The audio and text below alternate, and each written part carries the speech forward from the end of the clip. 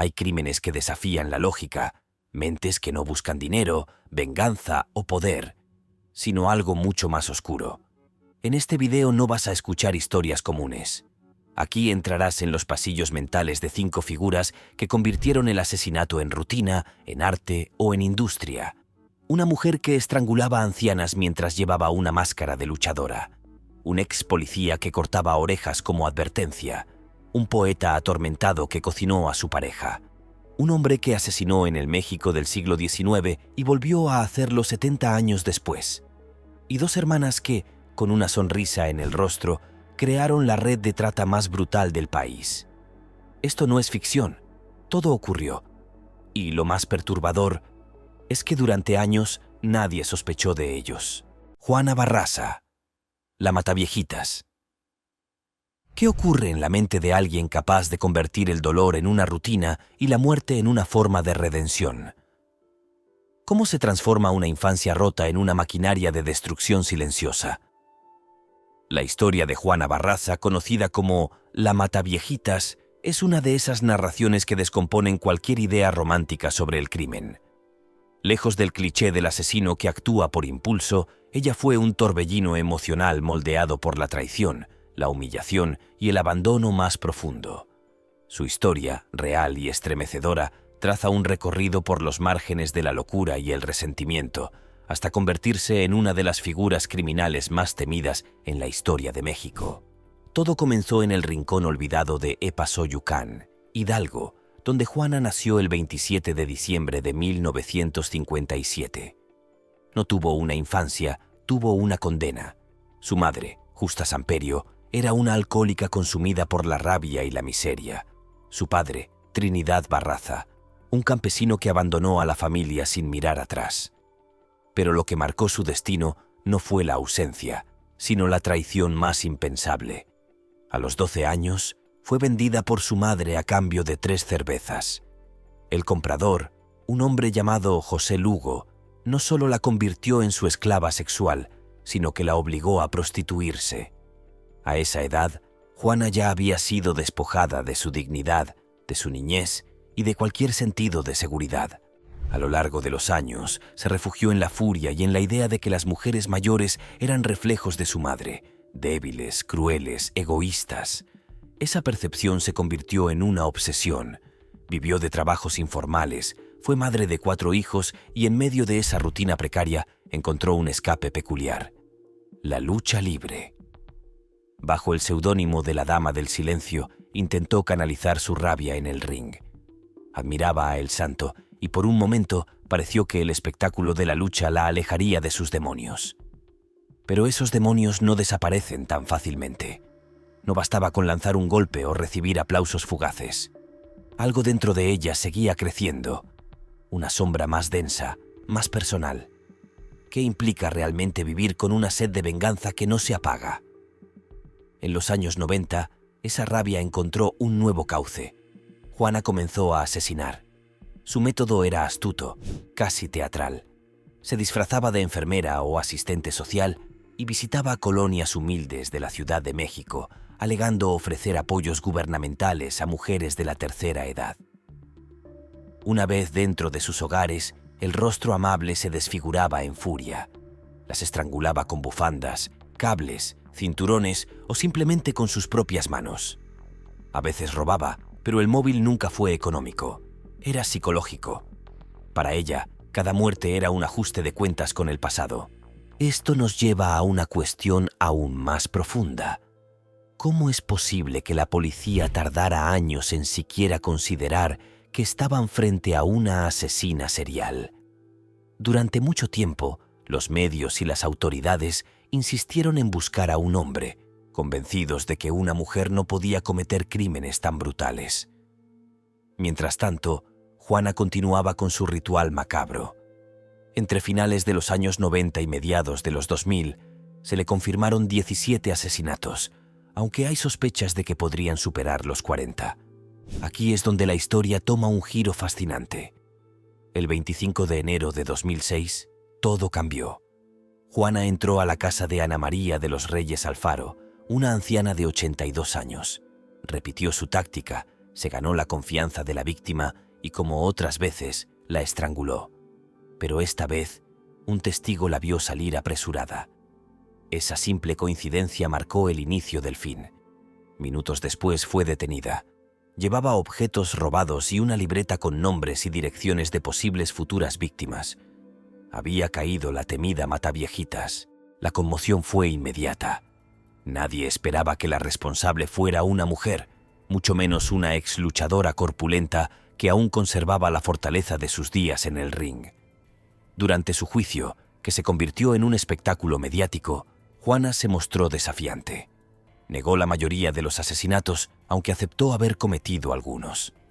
Las pruebas eran contundentes: huellas en escenas del crimen, testimonios y su propia confesión parcial. Un análisis psicológico reveló un perfil complejo: inteligencia superior al promedio, pero con trastornos de personalidad, resentimiento profundo y una necesidad compulsiva de ejercer control sobre sus víctimas. Finalmente, en marzo de 2008, fue sentenciada a 759 años de prisión, la condena más alta jamás dictada contra una mujer en la historia del país.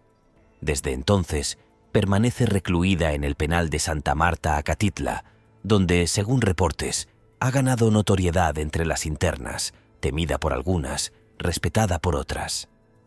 La figura de Juana Barraza ya no aparece con frecuencia en los medios, pero su historia sigue provocando escalofríos. Además de la dimensión personal del caso, su historia desnudó las grietas institucionales, la falta de preparación de la policía ante patrones de asesinatos, la incredulidad sexista que impidió ver a una mujer como posible perpetradora y, sobre todo, la vulnerabilidad de un sector ignorado, las personas mayores, especialmente aquellas que viven solas. Por otro lado, la narrativa mediática construyó en Juana una especie de monstruo mitológico. Se habló de ella como un ente inhumano, casi demoníaco, sin matices. Sin embargo, lo que hace su historia aún más perturbadora es precisamente su humanidad rota. No nació asesina, fue empujada, moldeada, deformada por una vida de traumas no atendidos, por un sistema que falló en cada etapa. No se trata de justificar, sino de comprender cómo el abandono puede incubar horrores. Finalmente, esta historia nos deja una reflexión que pesa como una losa. ¿Cuántas Juana Barrazas se están gestando en silencio? ¿Cuántas infancias rotas, ignoradas y maltratadas están acumulando odio en las sombras? El caso de la Mataviejitas no solo es una tragedia criminal, es una advertencia. Porque cuando la sociedad no cuida a sus más vulnerables, cuando el dolor se convierte en rutina, las consecuencias pueden ser impensables. Y a veces, detrás de una máscara de luchadora, lo que hay no es solo una identidad oculta, sino una furia que arde en silencio. Daniel Arismendi López. El mochaorejas. ¿Qué tan lejos puede llegar un hombre por dinero? ¿En qué momento la codicia deja de ser un defecto para convertirse en una forma de vida basada en el terror? A mediados de los años 90, México se estremeció ante la aparición de un criminal meticuloso y despiadado. Daniel Arismendi López, mejor conocido como el Mochaorejas. Su nombre se volvió sinónimo de una crueldad calculada, una que transformaba a personas vivas en monedas de cambio, utilizando el miedo como herramienta de negociación y la mutilación como firma personal. Ya no era solo un secuestrador, era un empresario del dolor.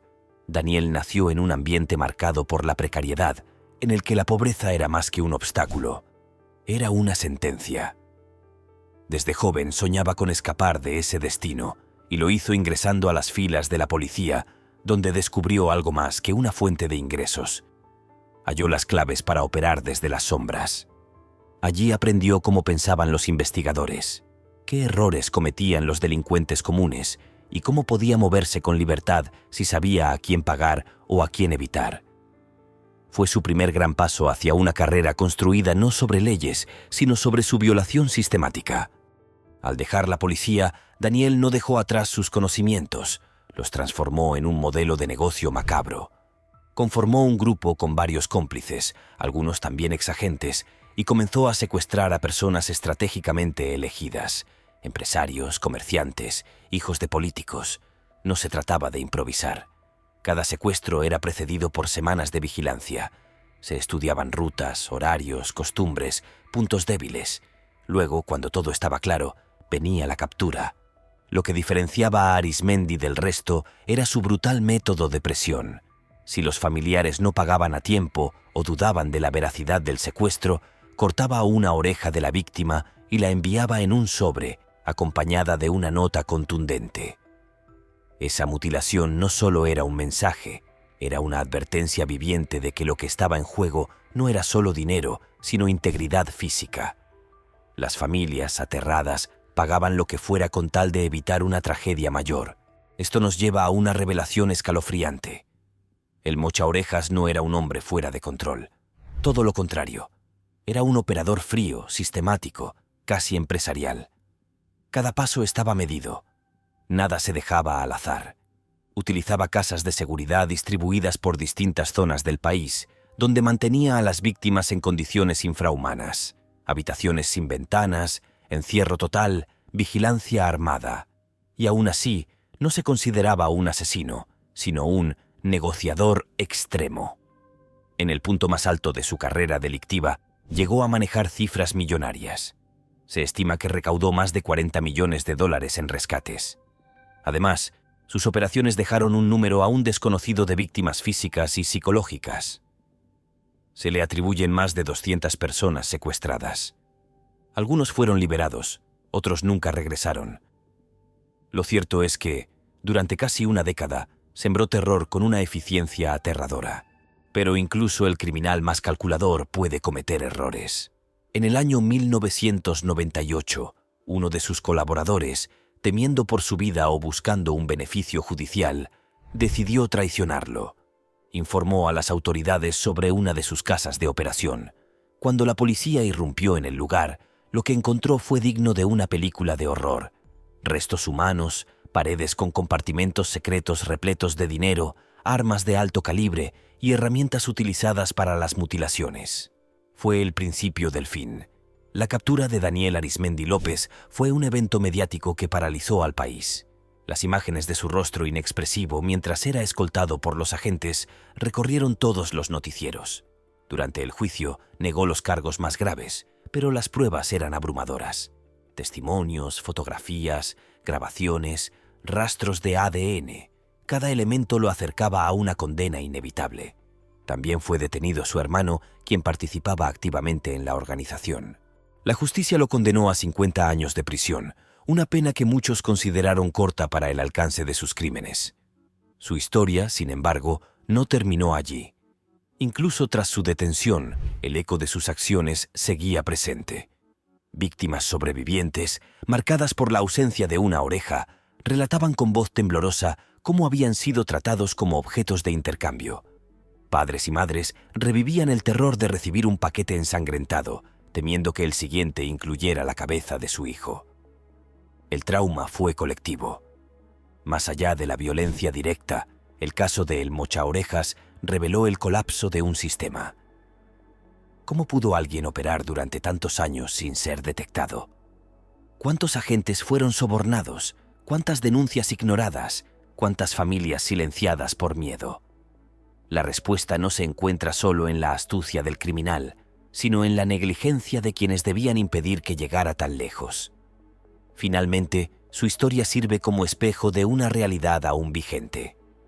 Cuando la impunidad se convierte en costumbre, los monstruos no se esconden bajo la cama, operan en las calles, cobran por teléfono y cortan orejas como si fueran facturas, y lo hacen sabiendo que, durante mucho tiempo, nadie les va a poner un alto. José Luis Calva Cepeda, el caníbal de La Guerrero.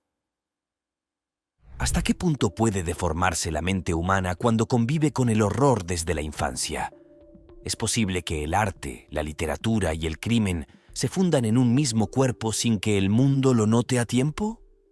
La historia de José Luis Calva Cepeda, apodado por los medios como el caníbal de La Guerrero, parece salida de una novela oscura, pero cada página fue escrita con sangre real. Su caso no solo perturbó a un país entero, sino que abrió una grieta en la comprensión del mal cuando éste no grita, sino que escribe, actúa, dibuja y cocina. Desde pequeño, José Luis vivió el caos como norma. La figura materna, normalmente protectora, fue para él un pozo de inestabilidad emocional. La violencia y el abandono marcaron sus primeros años como cicatrices invisibles. Perdió a su padre siendo muy joven y su madre murió atropellada cuando él apenas era un adolescente. A partir de entonces quedó completamente solo, navegando en un mundo que nunca le ofreció contención. Sin embargo, no fue la miseria lo que lo definió, sino una mente brillante atrapada en un cuerpo atormentado. Desde temprana edad mostró un inquietante talento literario y una atracción especial por los autores oscuros como Edgar Allan Poe o Charles Baudelaire. Escribía poesía, cuentos, textos reflexivos, pero en el fondo todo era un espejo que reflejaba su tormento interno. Su fascinación por la oscuridad creció con él. Lo macabro dejó de ser un recurso literario y se convirtió en parte de su visión del mundo. José Luis hablaba con naturalidad de sus fantasías caníbales. No lo hacía gritando ni mostrando ira. Lo hacía como quien explica una teoría filosófica, con calma y convicción. Pero nadie lo escuchaba. Nadie tomaba en serio a un escritor atormentado que hablaba de consumir cuerpos humanos como metáfora de un amor posesivo. En un país donde la salud mental suele ser invisible, esas señales se diluyen entre el ruido. Vivía en la colonia Guerrero, una de las más densas y contrastantes de la Ciudad de México. Allí, entre edificios antiguos y calles saturadas de comercio informal, mantenía una rutina casi invisible. Pero en su departamento, los muros comenzaban a cerrar el círculo de sus pensamientos más oscuros. La historia que lo haría tristemente célebre comenzó con la desaparición de su pareja sentimental, Alejandra Galeana. Ella fue reportada como no localizada y las investigaciones, poco a poco, apuntaron hacia la figura enigmática de José Luis. Y si estas historias te impactan tanto como a nosotros, hay otro caso que no te puedes perder. Te aseguro que explora el lado más retorcido de la mente humana, con giros que parecen imposibles y un desenlace que te dejará sin palabras. Búscalo al terminar este video, pero solo si estás preparado para ir aún más profundo. La policía llegó a su departamento. Él los recibió con tranquilidad, como si esperara visitas. Iba en bata, descalzo. No se resistió, no gritó, no huyó. Solo abrió la puerta. Lo que encontraron dentro fue una escena indescriptible. En el refrigerador había paquetes envueltos en papel aluminio con restos humanos. En la cocina, sobre un sartén, reposaba un brazo parcialmente cocinado. En el closet, huesos. Y sobre su escritorio, un manuscrito con el título Instintos caníbales o 12 días. Una especie de diario que combinaba confesión, relato literario y filosofía del horror. Pero no fue solo el crimen lo que impactó, sino el nivel de preparación detrás. Dibujos detallados, poemas sobre la carne, notas sobre texturas y sabores e incluso un catálogo de mujeres. Algunas de esas mujeres estaban desaparecidas. Aunque nunca se comprobó que él fuera responsable de más de un asesinato, el aura que lo rodeaba era tan espesa que nadie quería descartar nada. Era como si, en cada palabra que había escrito, ya hubiera avisado lo que estaba por hacer. Durante los interrogatorios se mostró lúcido. Habló de su soledad, de su tristeza, de la frustración de amar a alguien que no lo entendía.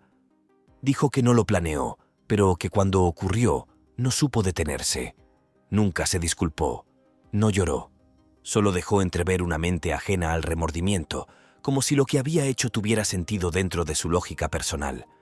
Fue trasladado al reclusorio Oriente, donde su presencia causó tensión incluso entre los reos más endurecidos. No era uno más. Era un hombre culto, articulado, que hablaba de Nietzsche y de terror mientras otros se limitaban a sobrevivir. Pero el encierro no duró mucho. Pocos días después de su detención, José Luis fue encontrado muerto en su celda. Se había ahorcado con un cable eléctrico atado a una de las rejillas de ventilación. Oficialmente, fue catalogado como suicidio. Sin embargo, no faltaron las teorías. Que lo mataron para silenciarlo, que alguien más tenía miedo de lo que él sabía o podía contar. El misterio quedó abierto. Lo único claro era que su historia había llegado a su final, pero las preguntas apenas comenzaban. Más allá del crimen, lo que más perturbó fue la disonancia entre su imagen pública y la atrocidad cometida. ¿Cómo podía un hombre que escribía con tanta sensibilidad ser capaz de semejante monstruosidad? ¿Cómo es posible que alguien que citaba poesía en voz alta también desmembrara a la mujer que decía amar? Esa contradicción fue lo que más caló en la sociedad. El monstruo no tenía cara de monstruo, tenía cara de artista y hablaba con palabras hermosas. Su historia, además, dejó al descubierto el abandono sistemático de la salud mental en un país donde los gritos silenciosos rara vez se atienden. José Luis Calva pidió ayuda de muchas formas, en sus escritos, en sus dibujos, en sus obsesiones compartidas sin pudor, pero nadie lo escuchó, nadie lo detuvo, nadie supo o quiso leer entre líneas, y cuando finalmente alguien lo hizo, ya era demasiado tarde. Al final, el caníbal de la Guerrero no fue una criatura salida de una leyenda urbana. Fue un hombre de carne y hueso que convirtió su oscuridad interior en acto, que cocinó lo impensable y escribió su propio manifiesto con sangre y metáforas. Y lo más inquietante es pensar que tal vez, mientras lees esto, alguien como él ya esté escribiendo su próxima página en alguna habitación olvidada y nadie lo esté leyendo. Francisco Guerrero Pérez, el chalequero. ¿Puede existir un asesino serial en un México que aún no entendía qué significaba ese concepto? ¿Puede alguien convertirse en leyenda antes de que existan siquiera los términos para describirlo? A finales del siglo XIX, mientras el país oscilaba entre el porfiriato y la modernización, Francisco Guerrero Pérez recorría las calles del centro de la capital con la mirada agachada, el sombrero encajado y una obsesión insaciable que lo consumía: la necesidad de matar mujeres. Años más tarde sería apodado el Chalequero y se convertiría en uno de los primeros asesinos seriales documentados en la historia de México. Nació en 1840, en una época en la que la vida era corta, dura y muchas veces cruel. Sus primeros años están envueltos en misterio, pero se sabe que creció en un ambiente de carencias y desde joven se habituó a frecuentar burdeles, vecindades sombrías y callejones donde el anonimato era parte del paisaje. Su carácter callado, sumiso en apariencia, ocultaba una profunda ira. Su odio tenía un blanco claro: las mujeres que ejercían la prostitución. No se trataba solo de desprecio, sino de una obsesión enfermiza por castigarlas. Comenzó a asesinar en silencio. Se ganaba la confianza de sus víctimas, muchas veces regalándoles flores o fingiendo afecto.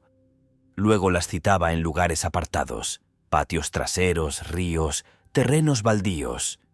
Allí, el encanto se esfumaba. Usaba sus propias manos para estrangularlas o algún lazo improvisado. En algunos casos las apuñalaba después de muertas, como si necesitara reafirmar su poder sobre sus cuerpos ya sin vida. No robaba, no huía en pánico. Mataba y se marchaba como quien deja una carta sin firmar. Durante años, las autoridades no conectaron los casos. La mayoría de las víctimas eran mujeres marginadas, muchas sin familia, otras con antecedentes de abandono. Sus muertes no eran prioridad para un sistema judicial que las consideraba prescindibles.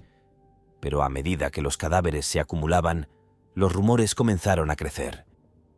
Algunos hablaban de un fantasma que rondaba por los barrios bajos, otros de un demonio disfrazado de hombre. Lo que nadie imaginaba era que se trataba de un ciudadano común, con apariencia inofensiva, que ya había cobrado más de 20 vidas. Fue finalmente una sobreviviente quien logró cambiar la historia. Una mujer que había logrado zafarse de sus manos declaró ante las autoridades lo que le había ocurrido. Dio una descripción detallada y tras una búsqueda intensa, Francisco fue detenido. Tenía entonces más de 50 años. Al principio lo negó todo, pero ante las pruebas y los testimonios terminó por aceptar varios de los asesinatos. El escándalo fue mayúsculo. Por primera vez, el país enfrentaba la idea de que alguien podía matar por gusto, por impulso, por odio sistemático y no por necesidad. Fue condenado a muerte, pero la sentencia no se cumplió.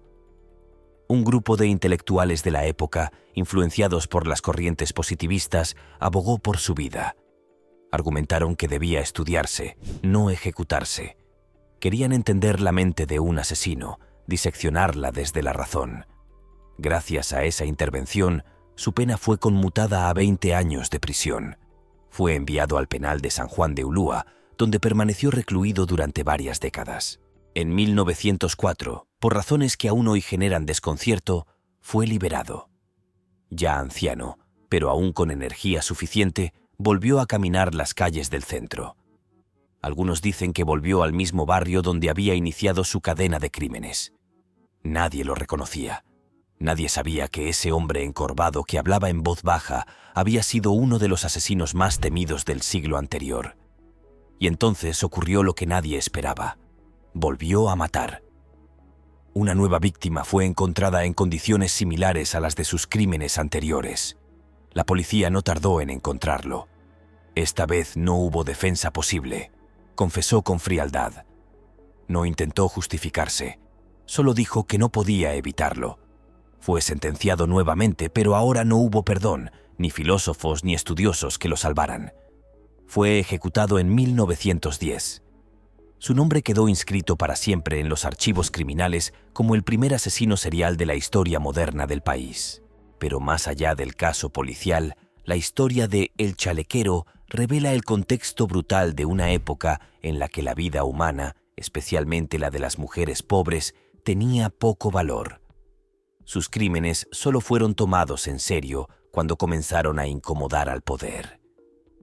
Antes de eso, los cuerpos apilados no eran más que estadísticas invisibles.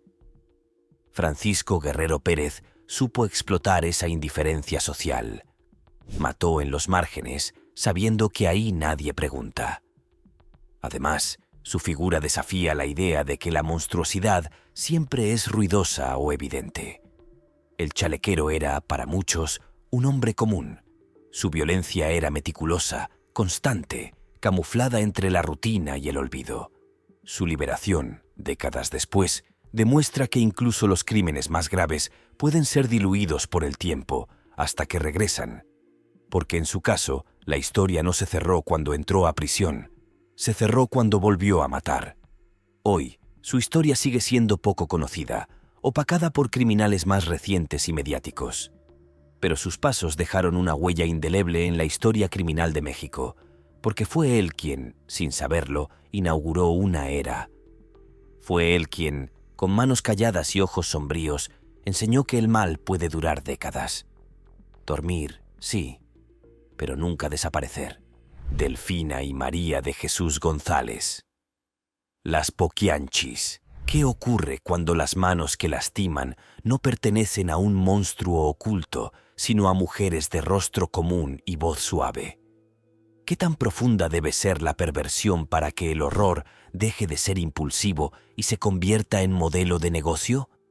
A mediados del siglo XX, en el corazón rural de México, dos hermanas transformaron el crimen en una empresa sistemática de explotación, esclavitud, abuso y muerte.